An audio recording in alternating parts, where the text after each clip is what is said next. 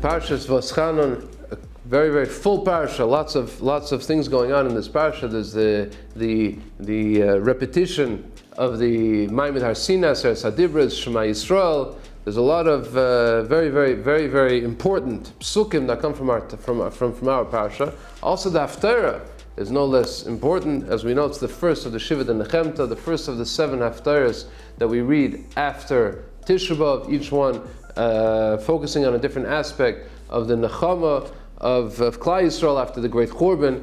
In the Haftarah, we read at the end of the Haftarah and in the beginning also, we have a reference to this. Su'u maroim einechem, look, rise your eyes to the heavens, and see who created all of this. How many stars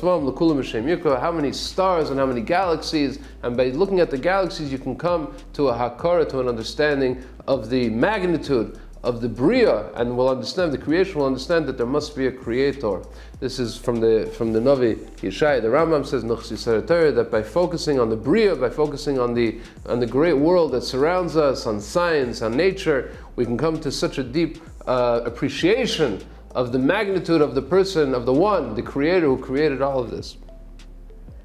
In the parsha itself, and in the parsha of Shema, that we say every day, morning and afternoon, we have a mitzvah, v'ahavtas Hashem elokech. A person has to come to loving HaKadosh Baruch Hu. He has to come to Avas Hashem. How does a person come to Avas Hashem? We may say a person comes to Avas Hashem by recognizing that there is a Bayer, such a great Bayer, such a great creator, such a strong and mighty creator. With that, we can come to v'ahavtas Hashem elokech. But the pasuk continues, says in Nitziv and Hamikdavar, v'hoyu hadvarim ha'ela asher anochi mitzavcha hayom al vavecha. These words should be the ones that I'm commanding you today, should be on your heart. You must teach to your sons. You must speak about it when you're sitting at home, when you're going on the way, when you're going to sleep, when you're waking up. Your entire day has to be completely surrounded by Hadvarim Ha'ela, the words of Torah. This is a mitzvah of Talmud Torah, and the importance of surrounding the schedule of the day around Limud HaTorah.